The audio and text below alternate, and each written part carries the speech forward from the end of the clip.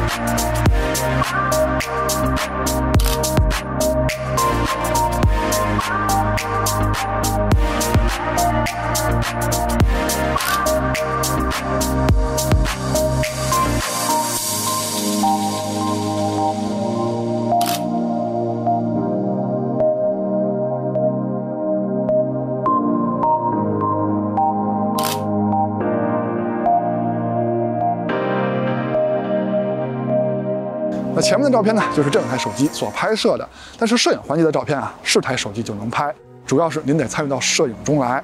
下面就是测试环节了欢迎收看 ZPH， 记得点赞加关注支持我们，因为这样对我们的帮助非常大。那还是说一下我网购被骗的经历吧，因为我们的手机都是自己买来再上节目的。当时有一个手机呢要跟 vivo 的 X80 Pro Plus 做对比，于是呢我图便宜就上了一个二手平台，结果那个商家他居然问我，你买这台手机做什么用？你说他为什么要这么问呢？你是不是也觉得奇怪呢？可他还就这么问了。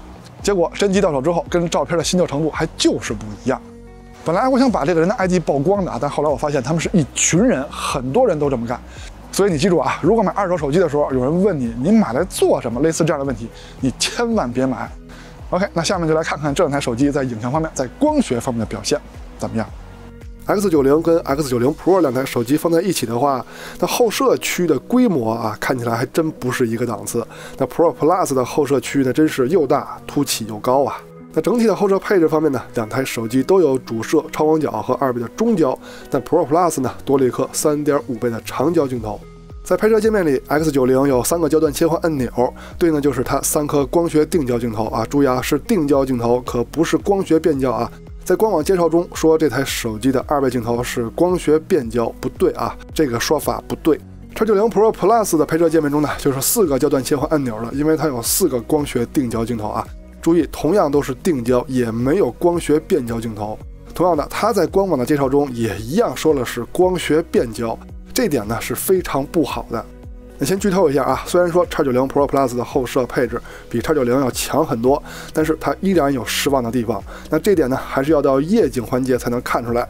那么我们还是一个环节一个环节的说吧，我们还是先从主摄开始说起。从硬件参数上看，两台主摄最大的差距就是感光器的大小了。Pro 加这边是1英寸的感光器比 X90 这边大很多。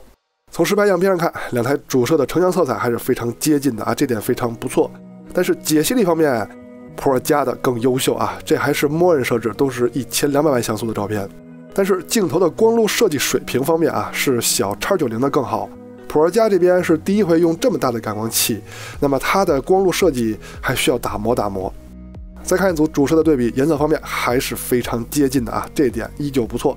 但是解析力方面，在默认状态下就是 Pro 加的更优秀。镜头光学素质，这回咱们换一边看左上角 Pro 加这边比刚才的右上角画质要强很多那看来它两个角的水平不一致。尽管如此呢，还是小 X90 的画质更好Pro 加那边紫边更明显。两台主摄都有高清模式，也都是5000万像素，但是在解析力方面是 Pro 加更好。虽然说 Pro 加的镜头的光学素质不行就是边角画质不行，但是中心解析力还是更重要一些的。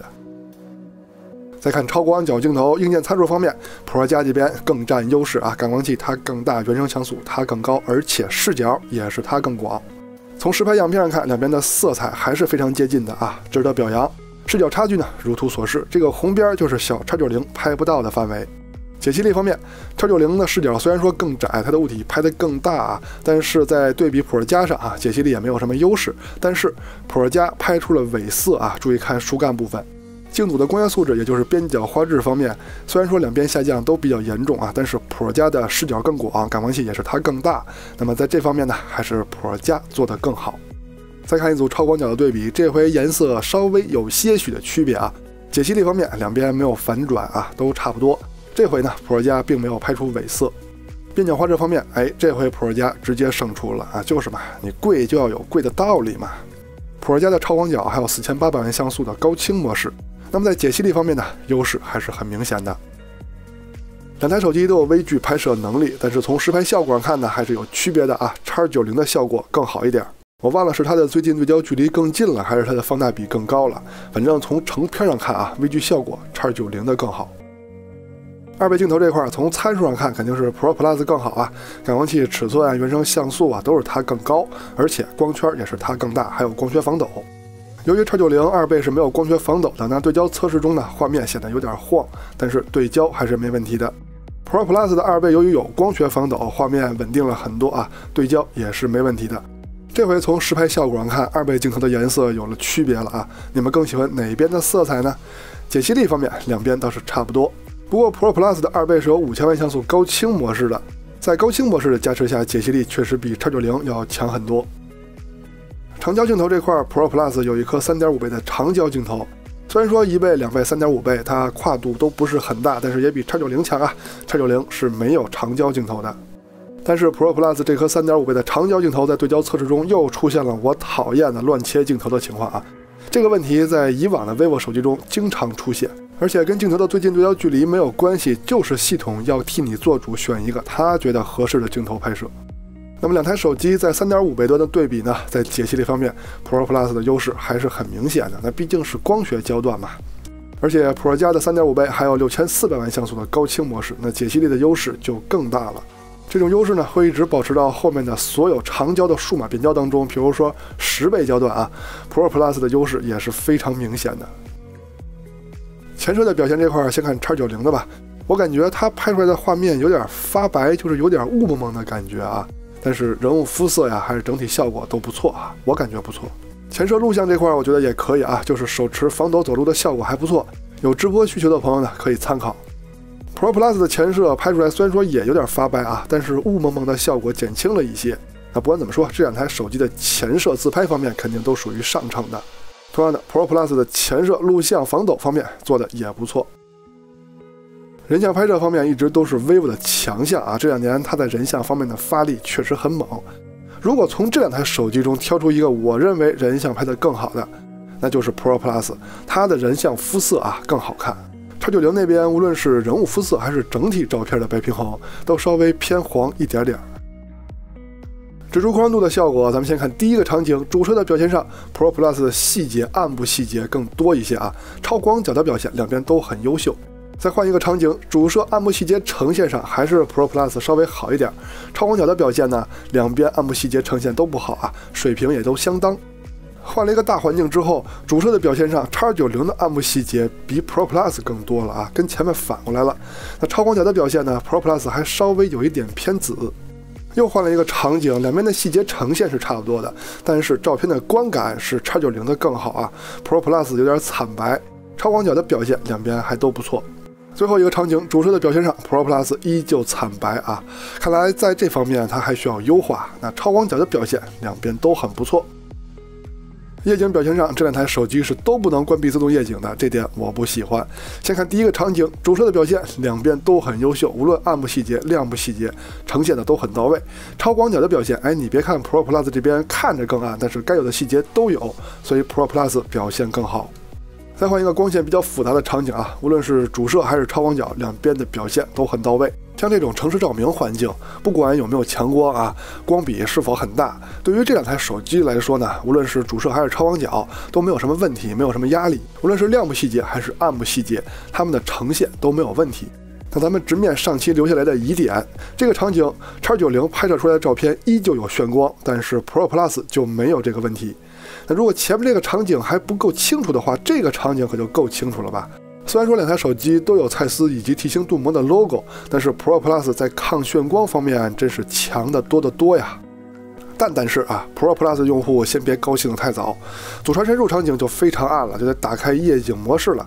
哎，看起来两边拍的都很不错吧？但是放大一看 ，Pro Plus 这边拍的就是没有 X90清楚。